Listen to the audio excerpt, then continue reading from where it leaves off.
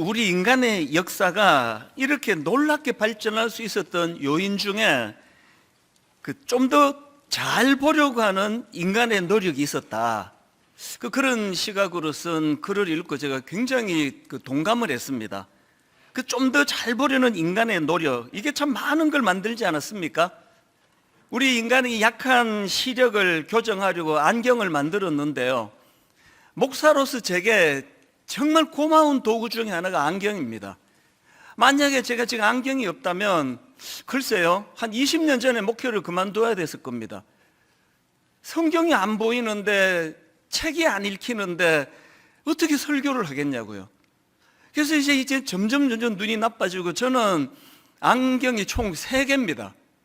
이게 지금 이제 설교할 때 다초점으로 되는 안경이 있고요, 또 책 읽을 때 보는 안경이 있고요, 컴퓨터 볼 때 또 써야 되는 안경이 따로 있습니다. 그래서 아침에 교회로 출근할 때 꼭 안경 2개를 챙겨가요.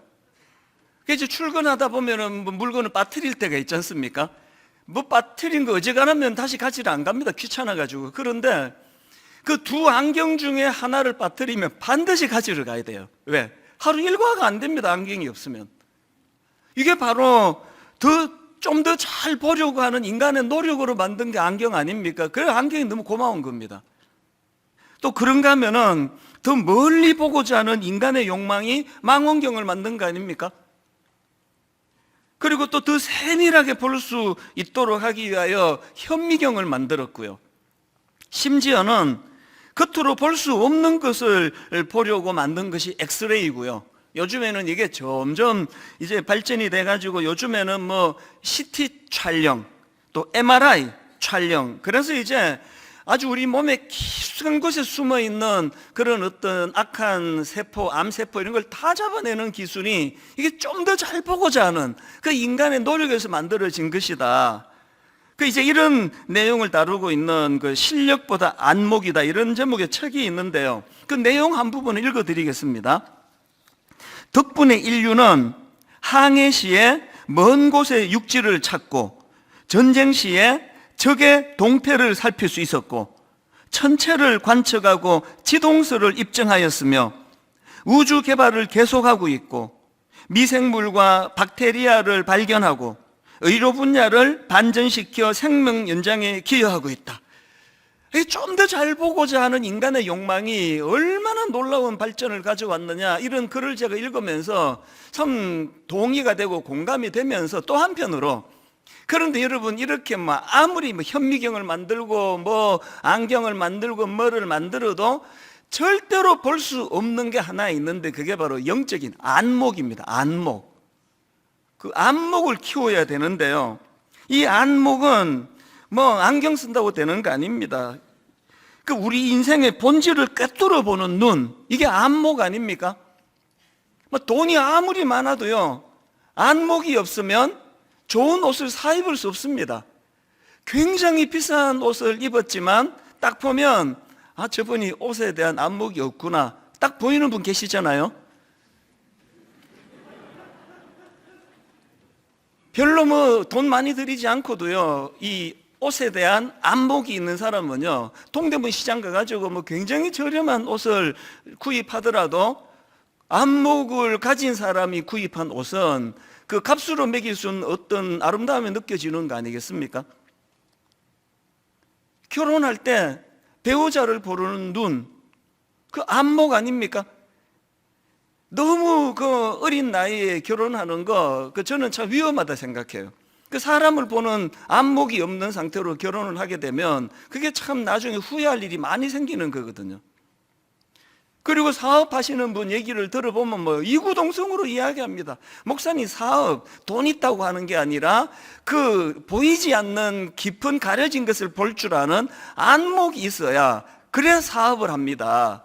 그 얘기 들을 때마다 속으로 생각해요. 목회도 마찬가지인데 목회가 안목 없이 됩니까? 제가 지금 30분 설교를 하는데 모든 분들이 뻔히 다 아는 이야기를 제가 30분 설교하면 듣는 분에게 얼마나 신뢰입니까? 왜 여러분이 모입니까? 아무리 내가 성경을 많이 읽어도 볼 수 없었던 걸 우리 목사님이 설명해 주시네? 그러려고 설교를 준비하는 거 아닙니까? 이게 전부 다 안목이거든요. 그래서 우리가 하나님 앞에 정말 이 영적인 안목을 구하는 것, 이것이 얼마나 중요한지 모릅니다. 이 드러나지 않는 것을 볼 수 있는 능력, 이런 차원에서 안목을 가져야 되는데요. 이 안목이 없어가지고 망한 인물이 구약의 그 아브라함의 조카 롯 아닙니까? 창세기 13장에 보면은 아브라함이 조카 롯과 결별하면서 통 큰 양보하는 거 뭐 유명한 말씀입니다. 창세기 13장 9절. 내 앞에 온 땅이 있지 아니하냐? 나를 떠나가라. 내가 좌하면 나는 우하고 내가 우하면 나는 좌하리라. 삼촌이 이렇게 크게 양보해 줘가지고 이제 롯은 막 마음껏 자기가 이제 선택해서 땅을 고를 수 있게 됐는데, 그런데 불행하게도 기껏 자기가 잡았다는 게 겉으로만 보여지는 화려한 것. 그래서 여러분 그 창세기 19장 10절에 보니까 이에 롯이 눈을 들어 요단 지역을 바라본즉 소알까지 온 땅에 물이 넉넉하니 여호와께서 소돔과 고모라를 멸하시기 전이었으므로 여호와의 동산 같고 애굽 땅과 같았더라. 여러분 많은 젊은이들이 지금 결혼을 할 때 이 롯과 같이 겉으로 보기 화려한 것만 보고 판단해서 후회할 일들이 많이 생기는 거 아닙니까? 안목이 없으니까. 그래서 저는 너무 철없을 때 결혼하는 것보다요, 저처럼 그 잠깐 좀 늦게 가는 건 나쁘지 않다고 생각합니다. 조금 더 좀 보는 눈이 생기고 그렇게 결혼하는 게 저는 필요하다고 생각해요. 너무 철없을 때 만나가지고 그저 보이는 게 롯처럼 그저 눈에 보이는 거, 그래서 뭐 얼마나 예쁘나, 뭐 얼마나 잘생겼나, 그 돈 얼마나 잘 쓰나, 무슨 차를 타고 다닌대? 그래서 뭐 벤츠 타고 막 사진 찍어서 자랑하고, 그래서 결혼했다가 그냥 죽을 때까지 고생하는 분들이 좀 계시네요. 그래서 저는요, 사람을 고를 안목이 생기기 전에는 결혼하지 마라 그래요. 우리 집 애들 보고도 절대 서둘지 말라 그래요. 그 결혼 그 서둘 일 아니다. 그리고 제가 그 확신하는 게 있습니다. 자기가 고를 능력이 없으면, 안목이 없으면 안목 있는 사람한테 골라달라고 그러면 돼요. 우리 청년들 오세요, 내가 골라드릴게. 너 얘하고 결혼해. 그 틀림없습니다. 이게 그 안 와요. 실컷 내가 골라줘 봐야 뭐 끝에 뭐 외모가 좀, 그러면 결혼 안 하는 거예요. 그게 다 안목이 없어서 그래요. 이 결혼을 참 영적인 분별력과 안목을 가지고 그렇게 안목이 생길 때까지 참든지, 아니면 안목을 가진 사람 보고 골라달라 그러세요. 그래서 비교적 안전한 게 여러분 엄마 아빠 보고 골라달라고 하는 게 제일 사실은 낫습니다. 이건 제가 좀 많은 엄마들한테 청탁을 받아서 하는 이야기입니다. 뭐 연세가 드셨다고 안목이 생기는 게 아니고요, 젊다고 안목이 없는 게 아니에요. 그래서 저는 이런 의미에서 하나님 앞에서 우리가 정말 이 안목, 그 안목, 드러나지 않는 것을 보는 능력. 그래서 저는 분당 우리 교회 담임 목사로 은퇴할 때까지 두 가지를 기도합니다. 목회하는 동안 하나님 지혜를 주시기 원합니다. 어떻게 이렇게 지혜가 없는지. 그래서 하나님 너희 속에 후회 주시고 꾸짖지 아니하시는 하나님께 구해라. 그러면 주시리라. 이 지혜의 문제, 지혜. 그런가 하면 저는 하나님께 새벽마다 구합니다. 안목을 가진 지도자 되게 해주시기 원합니다. 그래서 제가 이렇게 안목을 구하다 보니까 그 미국의 윌리엄 시어드라는 인물, 이분을 제가 참 굉장히 주목을 하는데요. 예전에 한번 제가 말씀을 드린 것 같은데, 윌리엄 시어드가 누군가 하니까 이분은 1867년도에 러시아가 그 미국 정부에게 그 알래스카를 팔고 싶다, 이거 사지 않겠느냐, 메가 의사를 밝힐 때 이 윌리엄 시어드가 국무장관으로 재직 중이었습니다. 그래서 이제 이 윌리엄 시어드 장관의 주도로 이제 알래스카를 매입하게 됐는데요. 그 당시 총 720만 달러를 주고 매입했는데요. 알래스카가 뭐 얼마나 엄청나게 넓은 땅입니까? 그래서 제가 이거를 그 환산한 글을 봤는데요. 알래스카 땅 1헥타르당 5센트였대요. 뭐 물론 물가가 뭐 그때와 지금 많이 다르지만 그 글에 보니까 그때도 그냥 뭐 헐값으로 매입했대요. 뭐 그저 주었다 이런 표현도 쓰더라고요. 그랬는데 그 당시로 그 알래스카를 매입하는 거에 대해서 막 벌떼같이 반대를 했다는 거예요. 왜냐하니까 이게 1867년도 이야기니까 알래스카 그 동토의 땅, 그거 쓸데없는 땅 사갖고 뭐 하느냐는 거죠. 그래서 뭐 언론들이요, 막 비아냥거리면서 글을 쓰는데 막 이런 머리 기사가 있었답니다. 우리한테 왜 이토록 거대한 얼음 박스가 필요한가? 하여튼 머리 기사도 잘 잡아요.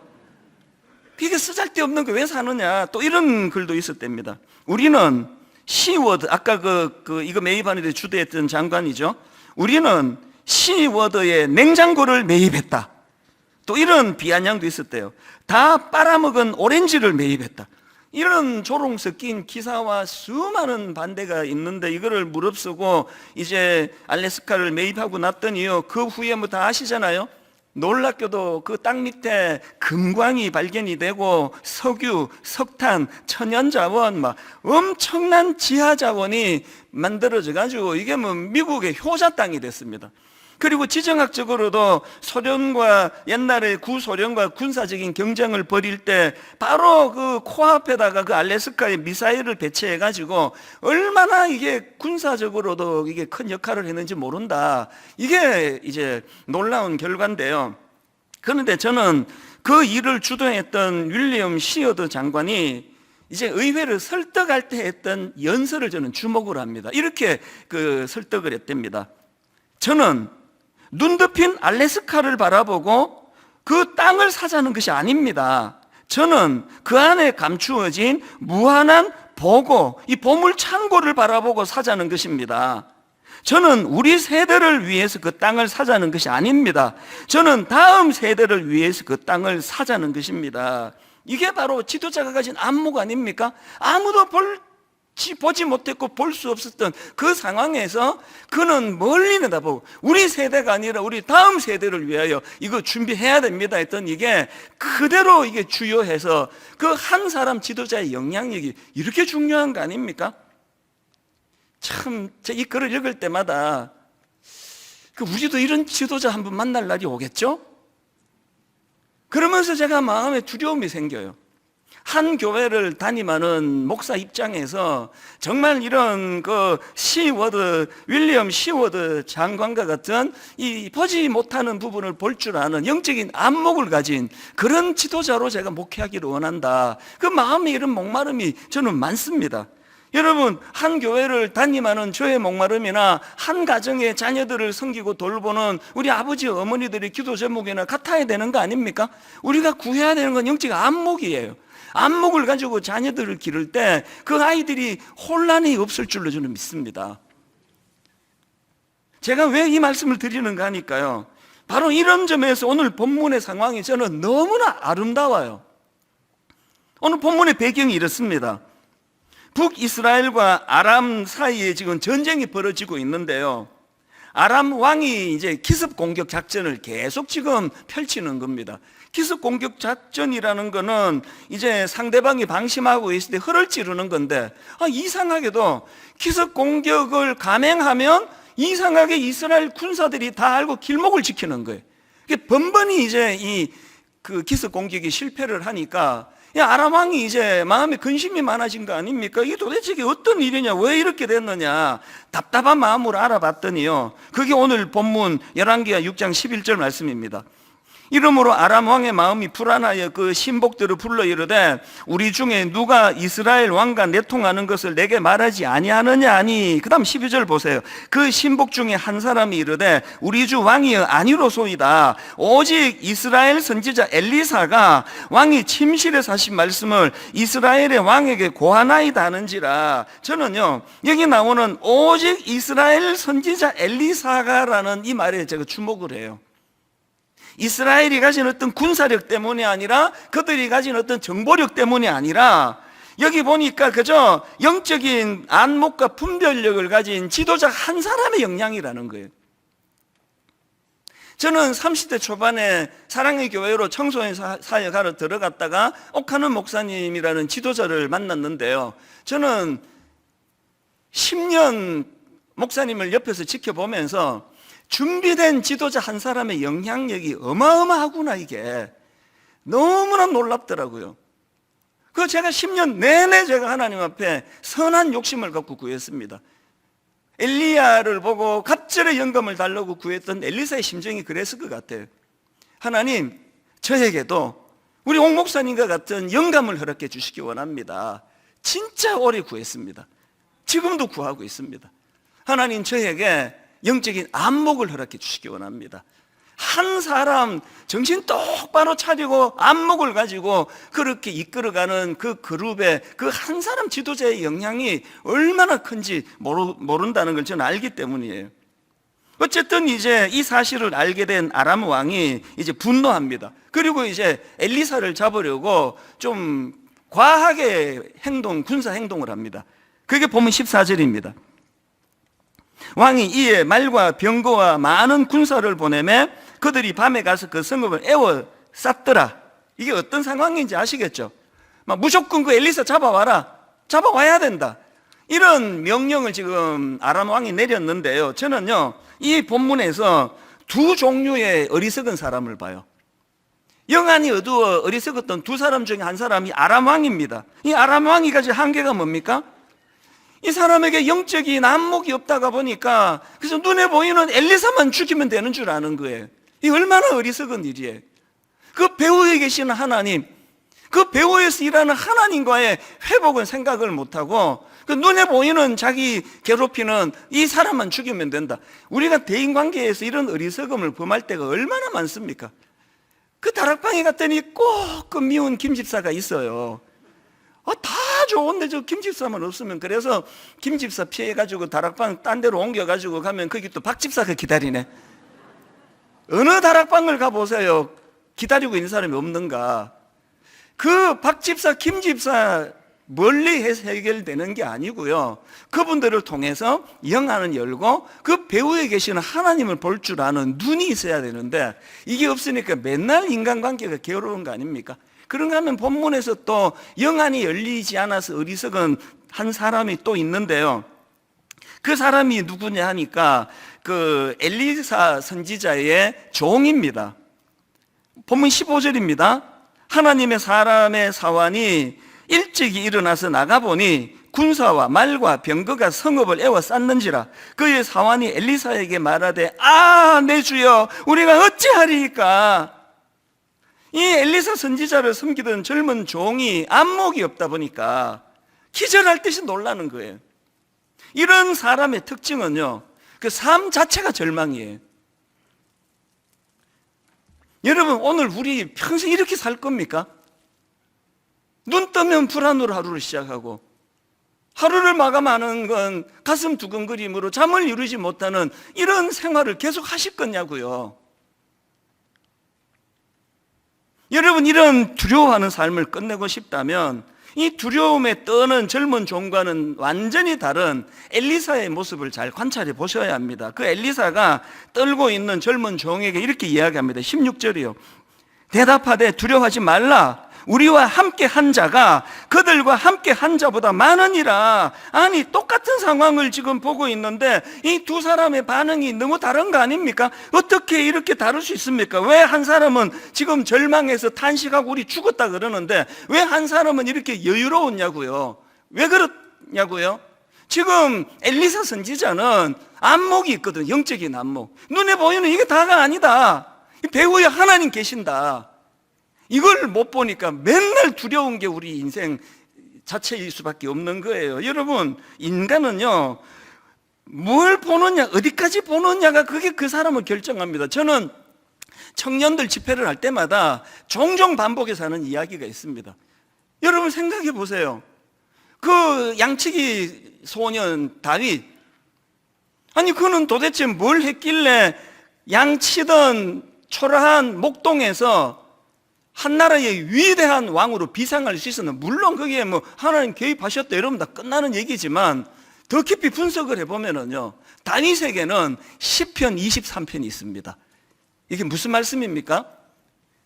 시편 23편 1절에 보니까 여호와는 나의 목자시니 내게 부족함이 없으리로다. 이게 다윗을 왕으로 만든 결정적인 비결이에요. 무슨 말씀입니까? 다른 목동들은 눈에 보이는 것밖에 못 보는 거예요. 풀, 나무, 양들, 산. 그러니까 이 목동 입장에서 그게 자기 직장 아닙니까? 이 나머지 목동들은 눈에 보이는 것밖에 못 보니까 삶이 권태예요. 하루 종일 그 양 몰고 양이나 먹이고 이 내 꼴이 이게 뭐냐고 그러고 있을 때 다윗의 다윗 때문요, 그 다른 목동들이 보지 못했던 푸른 초장 너머의 세계를 보는 눈이 있었다는 거 아닙니까? 푸른 초장 너머의 세계를 보는 눈이 있다가 보니까 그 직장 생활하면서 2절과 3절에서 고백을 보십시오. 그가 나를 푸른 풀밭에 누이시며 쉴만한 물가로 인도하시는도다. 내 영혼을 소생시키시고 자기 이름을 위하여 의의 길로 인도하시는도다. 사실 여러분, 이게 너무나 주옥 같은 얘기인데요, 이게 저는 이런 생각을 해요. 이게 그날 다윗의 일기예요. 일기. 이 자기가 한 일이에요. 자기가 양들 몰고 다니면서 풀밭에 누이기도 하고 물도 먹이고 자기가 한 일이에요. 그런데 다윗에게 왜 권태가 없느냐? 다윗은 그 일상적인 자기 직장 생활 속에서 푸른 초장 너머의 세계를 보는 눈이 있었기 때문에 거기에서 영적인 상상력이 나와요. 내가 양들을 이렇게 먹이는 동안에 여호와 하나님 나의 목자가 되셔서 나를 이렇게 먹이시고 입히시고 나를 인도하시는구나. 이런 사람에게 권태가 있겠습니까? 여러분, 인생이 자꾸 권태로우세요? 안목을 키우시기를 바라요. 그 안목이 주는 영적인 상상력을 점점 회복시켜야 됩니다. 몸은 여기 있지만 하나님 나라를 상상하세요. 이 땅이 끝이 아닙니다. 우리 하나님 앞에서 이 안목을 키우는 것. 오늘 본문의 주인공 엘리사도 마찬가지 아닙니까? 그 악한 적들이 자기를 잡으려고 애워싸고 있는 그 상황에서 그 육안으로만 보면은 절망이죠. 이제 죽은 거예요. 도망 못 갑니다. 그럴 때 필요한 게 영적인 상상력이에요. 영적인 안목입니다. 여호와가 내 목자다. 내가 양들을 푸른 풀밭으로 인도하여 내가 이들을 위해서 이렇게 성실하게 일하는데 하물며 여호와 하나님께서 나를 부실하게 기르시겠느냐? 이게 영적인 상상력이에요. 그래서 저는 분당 우리 교회 모든 성도님들이 엘리사와 같은 영적인 안목을 갖추게 되시기를 바랍니다.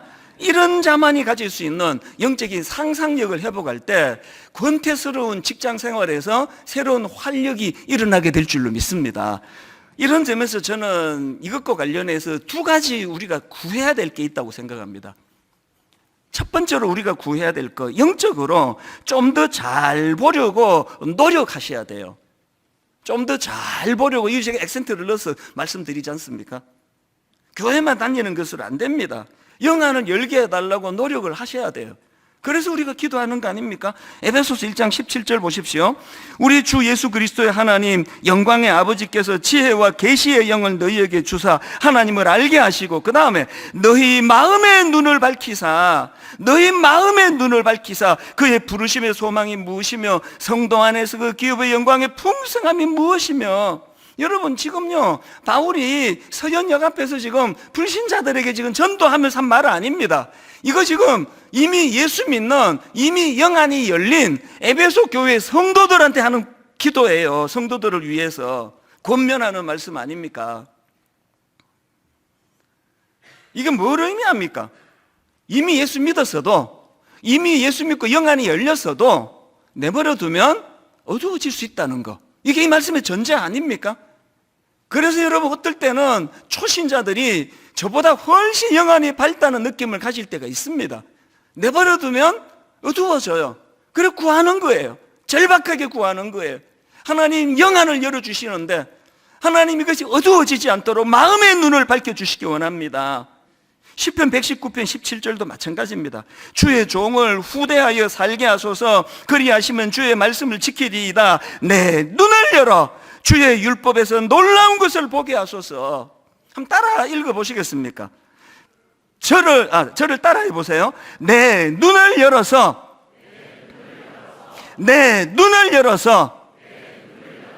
주의 율법에서 놀라운 것을 보게 하소서. 하나님의 능력과 말씀이 없는 게 아니에요. 눈이 어두워져 버린 거예요. 그 중고등학교 시절에 그 밝았던 눈, 대학교 들어가서 밤을 새면서 하나님 앞에 참 영안을 열고 달려갔던 눈, 그거 다 어떻게 이렇게 어두워졌습니까? 육신의 눈도 어두워지고 영적인 눈도 어두워져. 그래서 날마다 구하는 겁니다. 마음의 눈을 밝혀주시기를 원합니다. 최근에 그 남편을 계곡에서 살해한 혐의로 무기징역을 받은 여성이 있지 않았습니까? 저는요, 그 기사를 보면서 야, 인간이 어디까지 악해질 수가 있나 이 생각도 하면서 또 한편으로는 정말 어리석은 게 인간이다. 정말 얼마나 어리석습니까? 그 기사에 보니까 그 남편이 뭐 치고지순한 사랑으로, 내가 보니까 별로 뭐 자격도 없어 보이는 그런 아내인데도 불구하고, 그리고 지금 자기 아내가 자기를 이용해 먹는다는 걸 뻔히 알면서도 온 마음을 다해서 그 아내를 사랑하는 그 모습을 보면서 참 어지간한 아내들 같으면요, 이 정도 사랑을 바치는 남편을 만나면 행복에 겨워서 막 감당하기 어렵게 행복했을 거예요. 근데 이 여자가 갖고 있는 문제가 뭐예요? 영안이 어두운 거예요. 안목이 없는 거예요. 그저 돈 그러면서 뭐 남편 사랑해 주는 게 뭐가 중요해. 돈만 있으면 되는데. 어쩌다 이렇게 됐느냐? 그게 바로 여러분 그 요한 1서 2장 16절에 나오는 말씀입니다. 이는 세상에 있는 모든 것이 육신의 정욕과 안목의 정욕과 이생의 자랑이니 다 아버지께로부터 온 것이 아니요 세상으로부터 온 것이라. 이걸 공동번역으로 보면 이렇게 해석합니다. 세상에 있는 모든 것 곧 육체의 쾌락과 눈의 쾌락을 쫓는 것이니.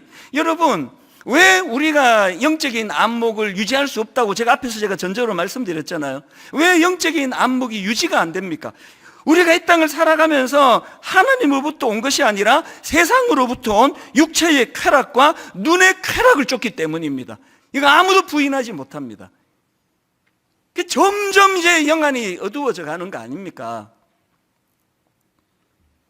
지금 세상이 얼마나 혼미합니까? 한 치 앞을 알 수 없는 불안하고 두려운 이 세상 속에서 이제 우리가 활약할 때가 왔어요. 이제 우리가 한번 활동할 때가 왔습니다. 오늘 저와 여러분, 예수 믿는 모든 분 하나님 앞에 영안이 열려지는 은혜가 있기를 바랍니다. 이 혼미한 세상에서 한번 그들을 인도하고 그들 앞에 대안을 제시하는 그런 대안 공동체, 그런 분당 우리 교회, 이 땅의 모든 교회들 되기를 바랍니다. 그런가 하면은 두 번째로 구해야 될 게 하나 있는데요. 먼저 우리가 영안이 열려달라고 그렇게 구해야 된다면 두 번째는 우리 자녀들이에요.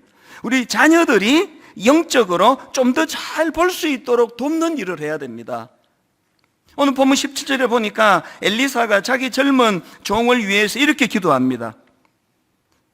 기도하여 이르되 여호와여 원하건대 그의 눈을 열어서 보게 하옵소서 하니, 그의 눈을 열어서 보게 하옵소서 하니 여호와께서 그 청년의 눈을 여심해 그가 보니 불말과 불병거가 산에 가득하여 엘리사를 둘렀더라. 여러분, 저는 이 17절 말씀이요, 오늘 한 교회를 목회하는 저나 한 가정을 섬기는 우리 모든 부모님들이 눈물로 구해야 될 기도 제목이라고 생각합니다. 오늘 우리나라 청년들, 정말 우리나라는 청년들에게 나쁜 나라예요. 모든 분들이 다 아시잖아요. 교회도 할 말 없습니다. 그래서 우리가 오직 구하고 또 구하는 거, 하나님 이 목사인 제가 영안이 열려 우리 청년들을 잘 인도할 수 있기를 원합니다. 그리고 그것을 권면하는 교회가 되기 원합니다. 참 혼미한 우리 청년들을 향해서 그의 눈을 열어서 보게 하옵소서. 이게 영안이 어두우니까 이게 부모가 가이드하는 게 옳은 건지 자녀가 고집 부리는 게 옳은 건지 아무도 몰라요. 영안을 구해야 돼요. 어릴 때부터 경쟁적인, 어제도 우리 그 학부모 한 분이 교구 목사님 앞에 막 울면서 그런 얘기를 하는 거예요. 왜 애를 과외를 안 시키느냐? 2년 3년 선행학습을 해야 얘가 좋은 대학 가는 거 아니냐? 이런 걸 부추기는 게 오늘 우리 대한민국의 현실 아닙니까? 그게 너무 외로운 거예요. 너무 마음이 힘든 거예요. 그게 우시는 거죠. 그러나 여러분, 우시더라도 세상에 놀아나시면 안 됩니다. 여러분 다 아시잖아요. 저 지방대학 나왔습니다. 다 아시잖아요. 그렇게 실력이 탁월하지 않다는 걸 모르셨어요? 평범한 사람이에요. 그러나 저는 어릴 때부터 부모 잘 만나가지고요, 어머니 기도 때문에 사는 거예요. 어릴 때부터 어머니 기도해 오셨어요. 하나님, 우리 아들 찬수가 요셉과 같이 한 시대에 쓰임받는 아들 되게 해주시기 원합니다. 목사 되고 났더니요, 그렇게 평생의 소원이 아들 목사 되는 거였었는데, 그러면 이제 좀 발 뻗고 이제 당신 삶을 사셔야 되는데 98세가 될 때까지 저 위에서 기도하는 거 아닙니까? 이제 무슨 기도가 남았습니까? 목사 됐는데 그걸로 안 된다는 거예요. 우리 아들 목사가 오늘 본문의 말씀을 빗대가지고 제가 설명을 드리자면, 하나님 우리 아들 이찬수 목사가 영안이 열린 목사 되게 해주시기 원합니다. 맨날 그 기도하고 계시는 거 아닙니까? 오늘 우리가 자녀들을 위하여 뭐 비싼 옷도 사주고 뭐 영양가 있는 뭐 음식도 해먹이고 과외도 하고 다 하는 거 좋은데요, 이 기도를 안 하시는 게 문제예요. 하나님 우리 아들 우리 딸 이 혼미한 시대에 헷갈리지 않는 안목을 주시기 원합니다. 보이지 않는 세계를 볼 줄 아는 영안을 열어주시기를 원합니다. 제가 지난주에 그 박위 형제 소개를 해드렸잖아요. 유명한 의류회사에 인턴으로 일하다가 이제 정규직 전환 소식을 듣고는 친구들과 함께 축하 파티를 했는데, 그러다가 이제 막 폭탄주 마시고 그래서 이제 그 술에 취해가지고 건물과 건물 사이에 추락해서 이제 그 전신마비 판정을 받았다. 이 박위 형제가 지난 주일 오후 5시에 우리 청년들을 대상으로 이제 특강을 했거든요. 엄청난 청년들이 모이고 막 유튜브로 또 생중계를 해서 많은 분들이 봤는데요, 그날 이제 제 아내와 저도 이제 그걸 같이 봤거든요. 근데 너무 당황스러운 게, 저는 이제 이 청년이 이제 술을 안 하는 사람인데, 이제 그날 막 친구들이 폭탄주 먹여가지고 그랬다고 그렇게 설교했는데, 자기가 그 고백하는데 보니까요, 술을 엄청 좋아했대요. 그래가지고 뭐 한때 이렇게도 막 구했답니다. 기도할 때, 하나님 저는 술과 쾌락을 포기할 수 없으니 그냥 회색 크리스천으로 살다가 죽을 때 회개하겠습니다, 막 이런 기도도 했다고. 그래서 술을 엄청 좋아했다. 그러니까 옆에 계시던 참 이분이 저를 째려보시면서, 아니 왜 강단에서 그렇게 털린 설교를 하십니까? 이렇게 이야기를 해서 제가 엄청 입장이 곤란했습니다. 정정합니다. 이분 술 좋아했습니다. 그 술 잘 먹었대요. 그래서 이후에도 제가 이 형제에 대한 자료를 좀 찾아보고 검색하고 해보니까요, 제가 너무 가슴 찡한 하나를 발견한 거예요. 이 형제가요, 완전히 전신마비 상태에서 이제 이렇게 가치 있는 인생으로 강의하러 다니고 그러면서 자기 스토리를 이야기할 때 꼭 이제 그 당시 이제 목뼈가 어긋나서 척추신경이 끊어졌던 그 MRI 사진을 보여준다는 거예요. 근데 이 사진을 어떻게 이걸 구했나 했더니요, 지금 본인은 사고 후에 의식이 없어 지금 병원에 그냥 그 의식 없는 상태로 누워 있는데, 어머니께서 그 MRI 사진을 어머니 카메라로 담았대요, 그거를. 그러면서 이 형제가 깨어나고 났을 때 했겠죠? 그 아들에게 이런 말을 했대요. 너 나중에 간증할 때 증거 자료가 필요해서 내가 여기다 찍어놨다. 전율이 느껴지는 거 아닙니까? 아들의 현실은 전신마비예요. 몸을 못 움직여요. 그런 상황에서도 어머니는 안목을 가지고 이야기하는 거예요. 너 이렇게 안 끝난다. 너 회복된다. 너 나중에 하나님 어떻게 너를 통해 일하셨는지 그거 이제 많은 사람들에게 나누고 증언하고 간증할 때 그때 필요하라고, 내가 그때 필요하라고 증거 자료로 이 MRI 사진을 내가 찍어놨다. 뭘 의미하는 거예요? 부모인 그 어머니가 먼저 영적인 안목을 가지고 하나님 나라를 바라다 보고 그 사실을 이 아들에게 꿈으로 전해주는 거예요. 저는 이게 부모라고 생각을 합니다. 그래서 저는 이 말씀을 준비하는 동안에 오늘 본문 15절 보십시오. 하나님의 사람의 사환이 일찍 일어나서 나가보니 군사와 말과 병거가 성읍을 에워쌌는지라 그의 사환이 엘리사에게 말하되 내 주여 우리가 어찌하리까 하니. 그랬더니 엘리사가 이렇게 이야기합니다. 16절 대답하되 두려워하지 말라. 대답하되 두려워하지 말라. 우리와 함께한 자가 그들과 함께한 자보다 많으니라. 오늘 너무나 혼미한 이 시대 젊은이들을 향하여 우리가 할 수 있는 말 이거예요. 두려워하지 마라. 너 지금 전신마비로 누워있다고 끝 아니다. 하나님 일하신다. 일어날 수 있다. 두려워하지 마라. 이런 부모님 되시기를 바랍니다. 이런 목회자가 되기를 저는 원합니다. 오늘 결론을 저는 말씀을 마무리 지으면서 계속 그 바디메오라는 그 시각장애인 거지 생각이 나는 거예요. 그렇게 주님 앞에 면전에서 소리를 지르면서 자기를 불쌍히 여겨달라고 그렇게 부르짖는데 주변 사람들이 막 조용히 해! 꾸짖어대는데 막 절대로 거기에 굴하지 않고 더 크게 소리를 지르면서 나를 불쌍히 여겨달라고 소리치던 그 바디메오 생각이 계속 나는 겁니다. 그는 왜 그렇게 소리를 쳤다고요? 마가복음 10장 51절, 예수께서 대답하여 이르시되 내가 무엇을 하여 주기를 원하느냐? 맹인이 이르되 선생님이여 보기를 원하나이다. 오늘 우리가 잃어버린 게 이 절박함이에요. 좌절하고 그냥 끝입니까? 이제 그냥 건물 사이에 떨어져 가지고 몸 움직이지 못하고 그렇게 누워 있으면 그럼 그렇게 포기하는 겁니까? 다른 걸 구하기보다는 안목을 주시기 원합니다. 우리는 보이는 것밖에는 보지 못합니다. 보이지 않는 하나님의 나라를 볼 수 있는 안목을 주시기 원합니다. 푸른 초장 너머의 세계를 볼 줄 아는 영안을 열어주시기를 원합니다. 그리고 이것이 우리 자녀들에게 선한 영향력이 되기를 원합니다. 오늘 저는 이 말씀을 정리하는 찬양 하나, 제목이 시선이에요. 제목이 내게로부터 눈을 들어 주를 보기 시작할 때 주의 일을 보겠네.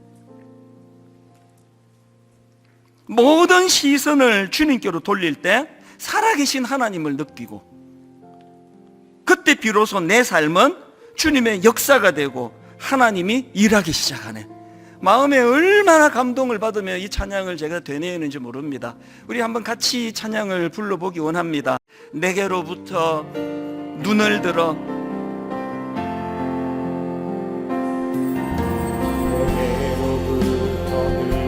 주를 보기 시작할 때 주의 일을 보겠네. 사모합니다. 내 작은 마음 돌이키사 안목을 가지고 하늘의 꿈 꾸게 하네. 주님을 볼 때 모든 시선을 주님께 드리고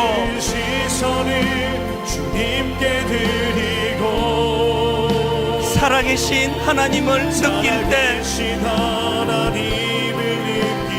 내 삶은 주의 역사가 되고 하나님이 일하기 시작하네.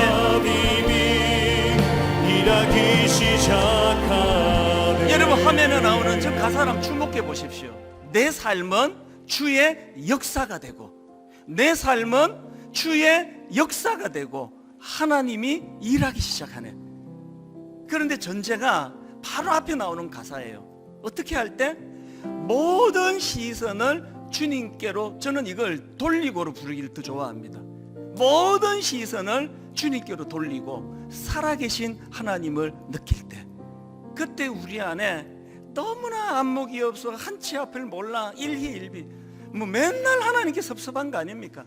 뭐 맨날 하나님께 상처받았다는 거 아닙니까? 그러다가 또 조그마한 응답 받으면 또 막 그냥 막 할렐루야 그러면서 그냥 막 온 세계를 얻은 것 같은 이 일희일비 이 좁은 시선이 아니라 더 큰 그림을 그리시는 하나님, 영혼과 영혼을 이으시는 그 하나님에게로 내 시선을 옮길 때, 그때부터 하나님의 일하심이 시작되는 줄 믿습니다. 우리 찬양 한 번 더 부를 때 두 마음 두 가지를 다 품으셔야 돼요. 여러분 아들 딸 어떡할 겁니까? 여러분 아들 딸 품으셔야 돼요.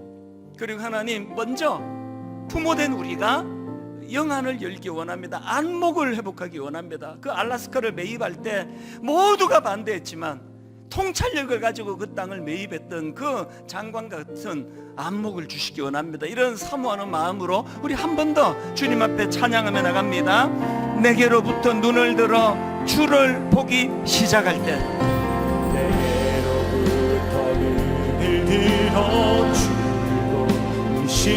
주의 일을 보겠네. 참 초라한 우리지만 내 작은 마음 돌이키사 하늘의 꿈 꾸게 하네. 언제? 주님을 볼 때 모든 시선을 주님께 드리고 살아계신 하나님을 느낄 때 살아계신 하나님을 느낄 내 삶은 주의 역사가 되고 삶은 주의 역사가 되고 하나님이 일하기 시작하네. 여러분이 이를 도우시는 분이 성령님이십니다. 성령이 나를 변화시켜 성령이 나를 모든 두려움 사라질 때 주의 일을 보겠네. 주의 일을 보겠네. 오늘 우리 시대를 바라보며 황폐한 땅 한가운데서 주님 마음 알게 되니 언제?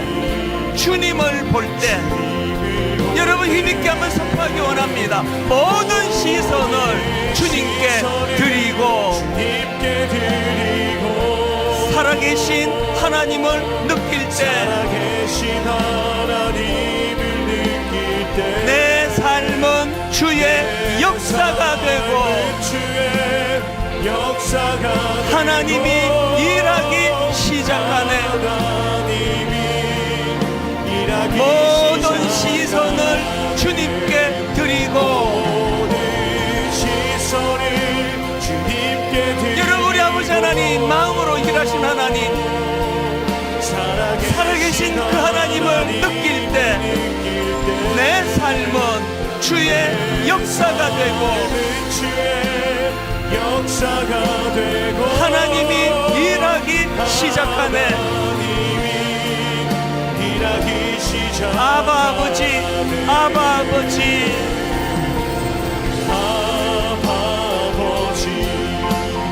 영안을 열고 안목을 가지고 나를 안으시고 바라보시는 아바 아버지,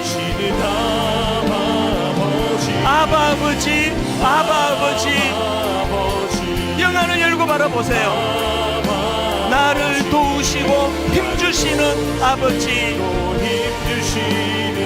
그 하나님 아버지 내게 참 좋은 분이세요. 주는 내 마음을 고치시고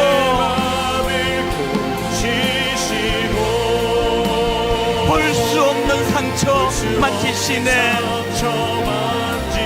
영안을 열고 바라보세요. 나를 아시고 나를 이해하시네. 내 영혼 새롭게 세우시네. 우리가 자리에서 일어나셔서 아바 아버지, 아바 아버지,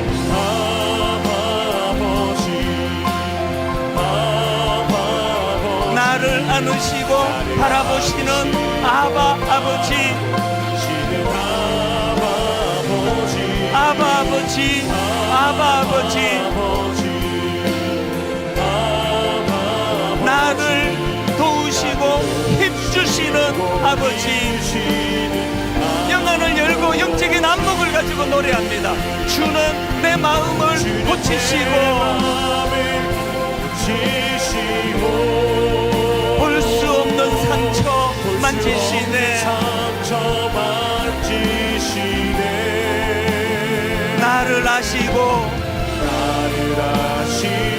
나를 이해하시네.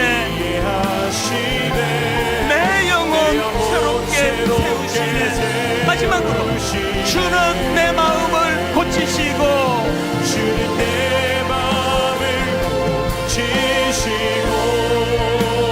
볼 수 없는 상처 만지시네.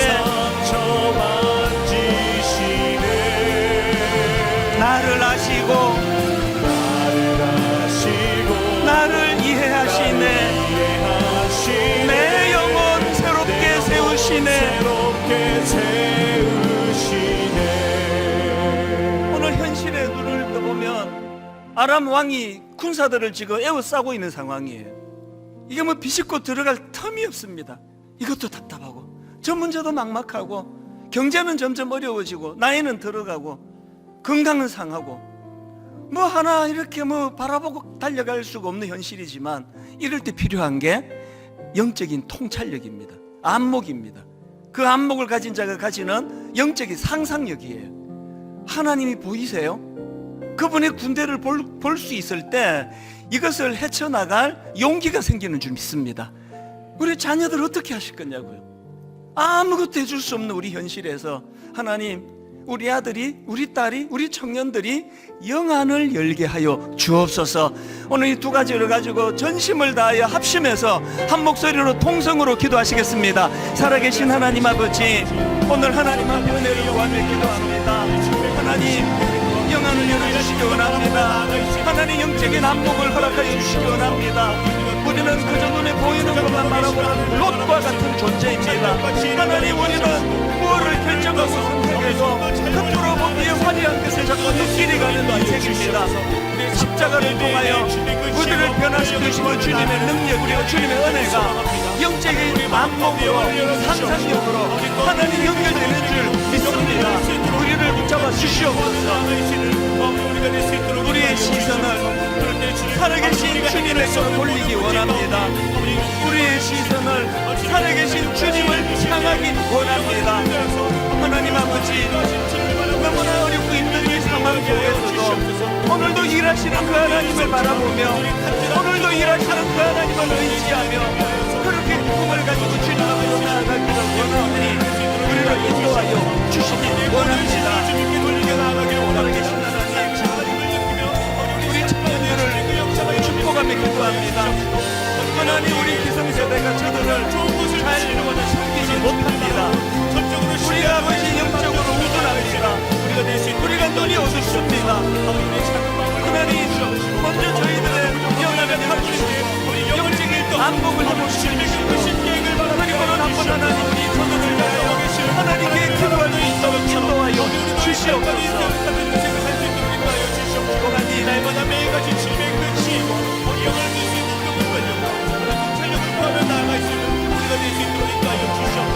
우리의 자녀들이 아버지 오늘 영적으로 잘 볼 수 있도록 우리가 물시하며 기도하며 나아가 있으면 우리가 될 수 있도록 주여 인도하여 주시옵소서. 우리가 하늘의 영광을 간절히 소망합니다. 하나님, 오늘 우리에게 필요한 것은 하나님을 향한 절박함입니다. 그 시각장애인 바디메오가 주변 사람들이 그렇게 핍박을 하고 만류를 해도 굴할 수 없었던 그 마음에 뜨거운 소원이 있었는데, 주님 보기를 원하나이다. 이 절박함을 회복시켜 주시기 원합니다. 하나님, 그 박이 형제 어머니 한 번도 만나본 적이 없는 분이지만 아버지 한 어머니의 안목과 통찰력이 절망에 빠진 하나들을 살려내는 하나님의 도구가 될 수 있다는 사실을 배우고 깨닫고 감격합니다. 오늘 예배하는 모든 어머니들에게 이 영적인 안목을 허락하여 주시옵소서. 영적인 상상력을 가지고, 지금은 좌절하고 낙심할 수밖에 없는 상황이지만 너 이렇게 끝나지 않는다. 영안을 열고 주위를 둘러봐라. 하나님, 너 에워싸고 있는 군사를 보내주셨다. 아버지, 이런 영적 안목을 가진 부모가 되기 위하여 먼저 우리 어두워진 이 눈을, 에베소서 1장에서 바울이 그렇게 우리에게 가르쳐 주었던 말씀처럼 하나님, 어두워진 영안을 열어달라고 주님께 기도하는 저희들 되게 하여 주시옵소서. 너무나 혼란한 이 시대에 무기력하기 짝이 없는 한국교회, 분당 우리 교회, 길은 딱 하나밖에 없습니다. 영안을 여는 길입니다. 길은 하나밖에 없습니다. 영안을 열고 영적인 안목을 가지고 영적인 상상력을 가지고 절망한 이 시대 수많은 사람들에게 주 예수 그리스도의 이름으로 그들에게 용기를 주고 희망을 주고, 두려워하지 말라. 엘리사가 그 젊은 종에게 했던 그 놀라운 위안의 말씀이 우리 입술에 상한 많은 사람들에게 선포되어지도록 인도하여 주시옵소서.